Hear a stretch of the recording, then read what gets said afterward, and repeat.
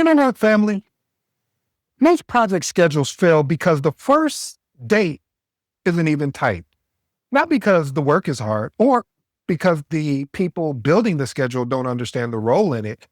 And if your team doesn't value the process, they'll never own the deadline. Today, we're going to fix that. See, there I was taking over another project that was already in flight. At this point, I don't even ask why me anymore. I just kind of sigh and accept that this might be my professional destiny. Okay, I know I'm having a pity party. Excuse me. Let me get back to the topic. Good or bad? Honestly, probably both, but I digress. I called my first weekly meeting and told the team, hey, listen, we're going to focus today on building out a project schedule. Before I could even get out the next sentence, someone interrupt me. You know, the smart one in the room. You mean the project plan, right? Quick side note, family. Normally, I would let that slide because I'm not trying to correct everyone on their project management lingo, even though I could, but it's not about that. It's about getting the project across the finish line.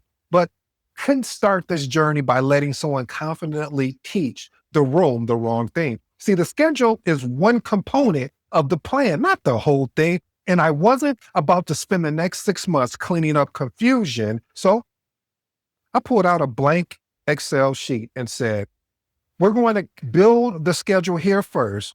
Once we have everything captured, then I'll move into putting it into Microsoft Project.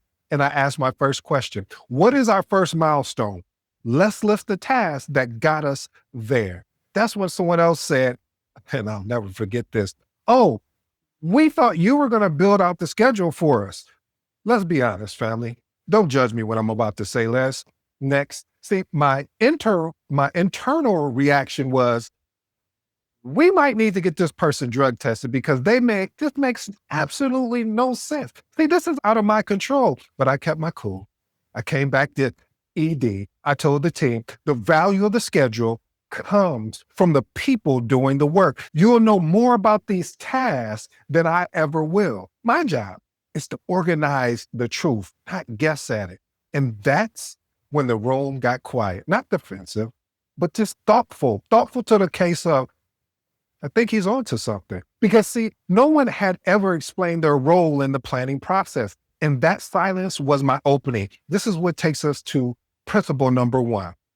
Principle number one, don't assume the project team understands the value of being in the room. See, many project team members and stakeholders don't see why they need to be present during schedule planning. In their mind, you're the project manager. You should figure it out. You see, I'm pointing back because it's so true, family. See, they don't realize the schedule is only as accurate as the information provided. This is getting good to me, family. So I'll take my time with it. Watch how I unpack this. See, they want to skip over the conversations and then you end up building plans, or I should say schedules, that have a lot of instructions in it. It has a lot of non-clarity in it. So instead of us really working on what the reality is, let me explain why this is important, family. If the people doing the work are part of the building of the schedule, they won't feel responsible for the dates. Message.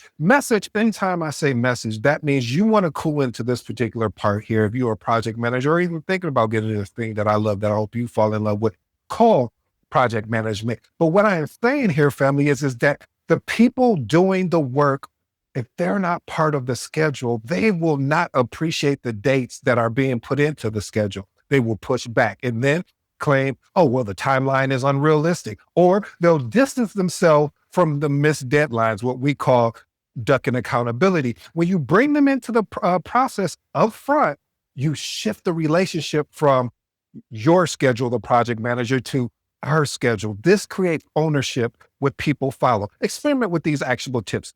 Open the meeting with transparency.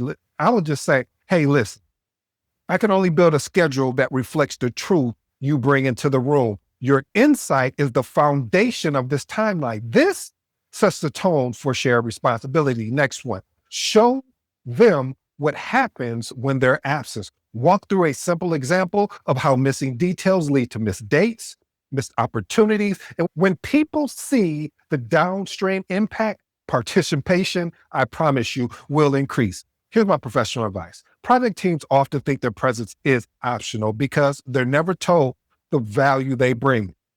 Don't guilt them into showing up. Educate them. Once they understand that your schedule is only as strong as the information, you have an opportunity to engage them with different levels of seriousness. Now that the team understands why they're in the room, the next step is getting them talking, and a few things spark engagements faster than presenting a draft that they feel compelled to correct. Principle number 2, present a draft plan knowing the team will correct it because correction creates ownership. Now, family, some may say this is manipulative. They may be on to something. Some will say that I am being misleading.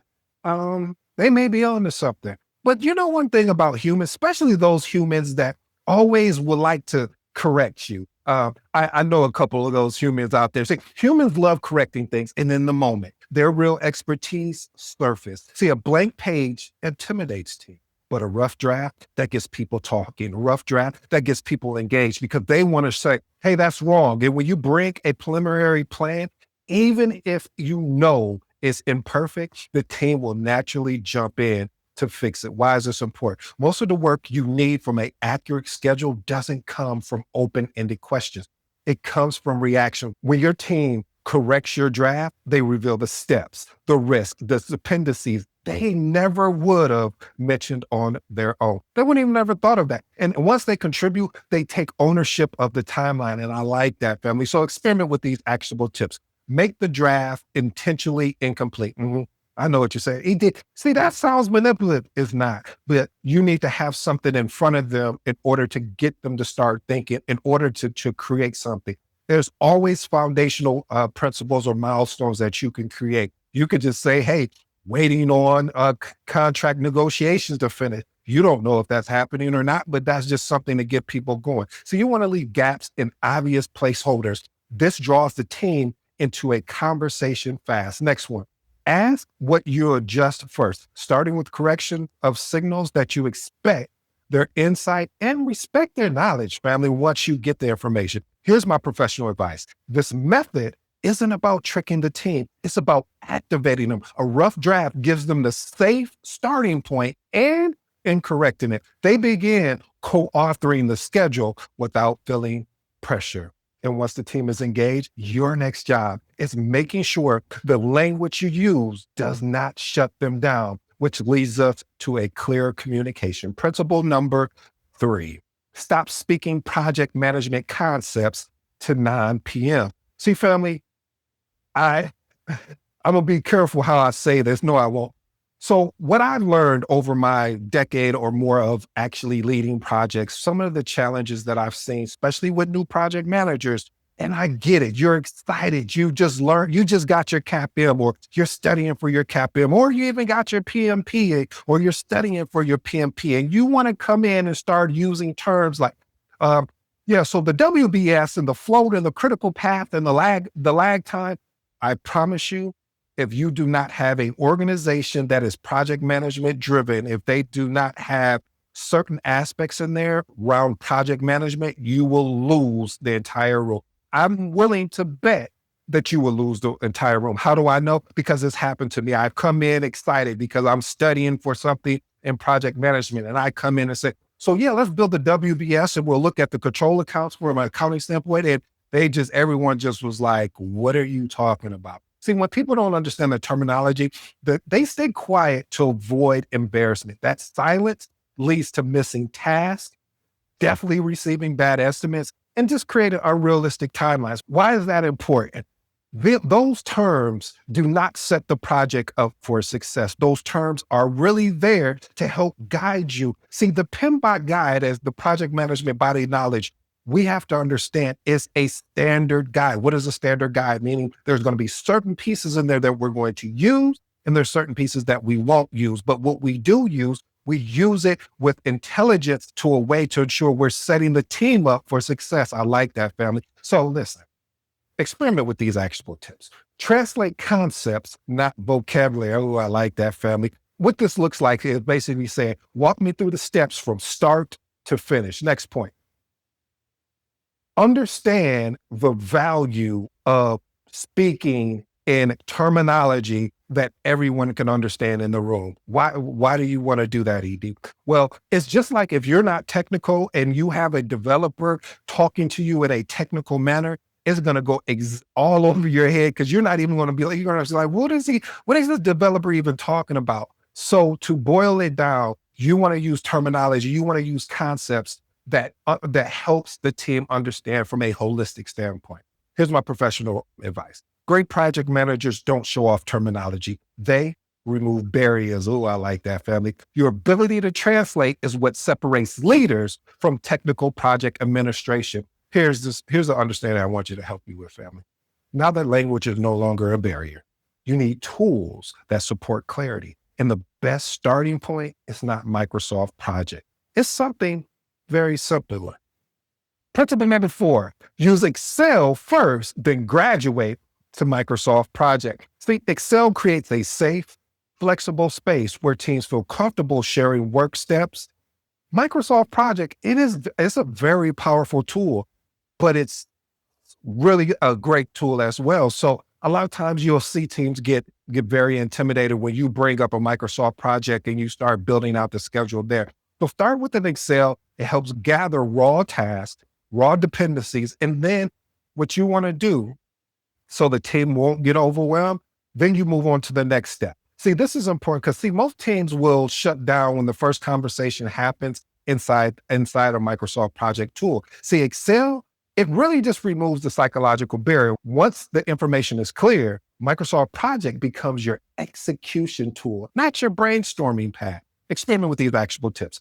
Capture everything in a simple table. This is very simple, family. I would create columns: task, owner, duration, and dependency. That's enough to get the truth out there. Next point. Take that information that you just captured and create a rough draft that the team can agree on before you move it to Microsoft Project. Here's my professional advice. Think of Excel, again, as your discovery instrument, Microsoft Project as your orchestration tool. Ooh, I like that, family. See, mixing the two early can lead to confusion, not clarity. See, once you have your task list, the next challenge is depth.